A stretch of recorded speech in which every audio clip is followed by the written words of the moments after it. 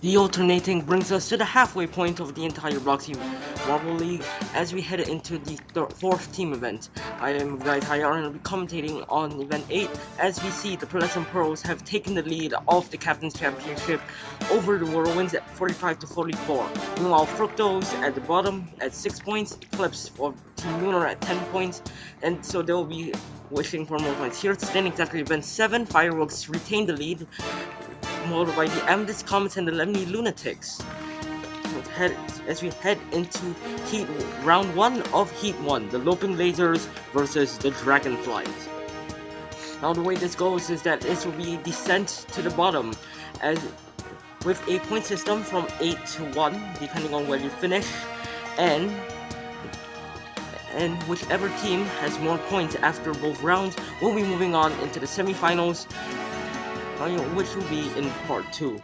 As we see, the Dragonflies do not take the win, but they will have a much stronger round overall, 21 to 15. I forgot to mention that if you DNF on this track, you gain points based on how far you've made it into the track, based on if there are more than one DNF. So you are still scoring points if you DNF, it's just depending on how many you score. Once again, there's that one Loping Lasers model at the front, but the Dragonflies seem much more prepared than the rest, as they will be outscoring them yet again. This time even more, 22 to 14, with another Loping Laser model still stuck at the top. 43 to 29, the Dragonflies make it. This is actually quite a big loss for the Loping Lasers as we head into second round, the Reflecting Rodeos versus the Berry Blossoms. The two teams are at the bottom of the league after events 1 and 2, so this will be a kind of rivalry of some sort. As we head up, now the Berry Blossoms are slow to hold, as Reflect of the Reflecting Rodeos will carry forward, and they will comfortably beat the Berry Blossoms even with the DNF, 20 to 16. It's a lot closer there for the Berry Blossoms to catch up. It's not too similar to the Loping Lasers. They still have a chance at this. Meanwhile, as they go, they lose the lead, and once again, in the same part, they get caught up on the lane switch, as they will once again be finishing behind the Reflecting Rodeos. 20 to 16 again, and the Reflecting Rodeos will beat the Blossom 40-32. The standings will be determined by difference and not points scored, but those two would be the same thing because of the point system. So Berry Blossoms will be ahead of the Loping Lasers now. As you head into Glitchy Gladiators versus the Blackjacks, as the Glitchy Gladiators unbelievably have all 4 marbles in front of even the first Blackjacks marble, even with that stoppage.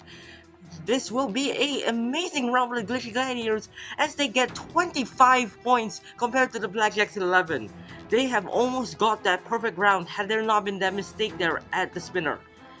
This will be an extremely difficult round from the Blackjacks to recover from. They need at least a perfect run or a tie to make it through. They seem much more composed than last round, as everyone takes the same road. And it's a strong result from the Blackjacks, 20 to 16, but it's not enough to offset that difference, as the Blackjacks will be eliminated. Moving on, Heat 4, Pearlescent Pearls versus the Fern Freezers. Both of these teams medaled in event 1, the Team Hurdles, as they show there's actually a lot of DNFs over here, as only 5 marbles will actually make it to the catch basin at the bottom. The Pearlescent Pearls will get the lead though, and 19 to 17. Now both of these teams seem to be very good here. They're setting competitive times, but unfortunately for them, times are not what we're looking for. It's how fast you can actually finish these tracks.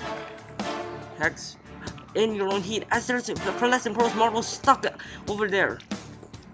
Forgot to mention the Pearlescent Pearls decided to swap Carrot for Gem. Their reserve 17-19, and surprisingly it's a twist. They tie, but because of the Pearlescent Pearls winning both heats, they will move on.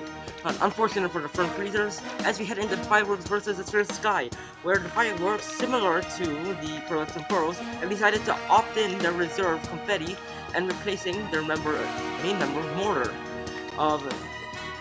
Gem, replacing Carrot from Pearlescent Pearls. The Spirit Sky versus Fireworks showed This is a very equal match, uh, edging slightly towards the fireworks 20-16. As there's another DNF over there, unfortunate for the fireworks. So they still need to put together a good run if they want to. And they get stuck. That one Fierce the Sky member.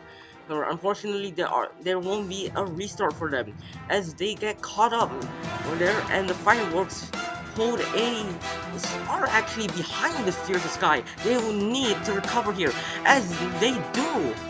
With this in the spinner, 19-17, fireworks move on 39-33. Next up, Team Lunar versus Sugar Rushers, the bottom two teams of the Captain's Championship. Both captains have disappointed quite miserably as one of the Sugar Rushers members gets stuck. Meanwhile, we're seeing dominance similar to the Glitchy Gladiators round with the Blackjacks. Maybe not as bad with that one Sugar Rushers member at the front, but they get blocked from entering. That is allowed as long as you don't push them off the track. 24-12, a crushing defeat for the Sugar Rushers. They need a miracle run.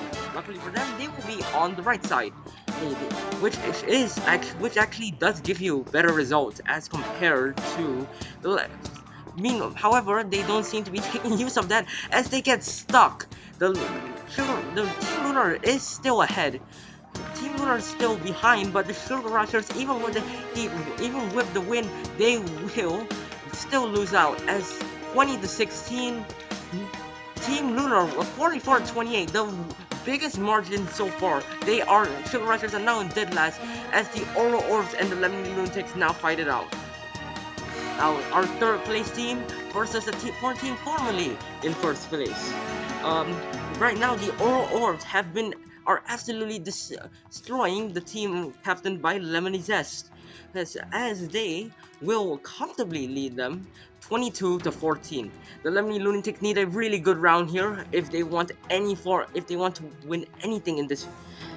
If they want to move on, they're gonna need a good run. With a difference of 8, it's gonna be very difficult. So we're gonna be starting Heat 2 about now. The Oro Orbs will have this start, but they get slowed down as it seems is one model stuck up there. Or did they manage to get themselves unstuck? No, they do not. As it seems, the Lemony Lunatics are actually pulling together an amazing run. This might be it. This is a great run from the Lemony Lunatics. This might be enough to overtake the Oro Orbs 24-12, which means that, surprisingly enough, the Lemony Lunatics will take advancement from the Oro Orbs. That is an embarrassment from the Oro Orbs. As we move on into Amethyst Comets versus the Whirlwinds. The Whirlwinds will want to try and capitalize on their success from the last round. Continue their success from the last round, as they seem to do 22-14. It's not completely over for the Amethyst Comets, as we've seen from the Lunatics last round, but it's going to be still quite difficult. However, they will be stuck on the other lane, which might prove an issue, as one of the Whirlwinds members is stuck, which will mean that they will only be scoring that 1 point. They are guaranteed at 1 point. But how will the other members of these two teams go? As the Whirlwinds capture the win 20-16. 42-30, as the Amethyst Comets will suffer a humiliating 14th place finish. Meanwhile, Team Lunar, Dragonflies, Whirlwinds, Glitchy Gladiators, Fireworks, Lemony Lunatics, Pearlescent Pearls will be moving on to part 2, which will be coming soon. Join the Discord if you want to discuss, as we are going to move on to the part T2 and then the triathlons for both A League and B League.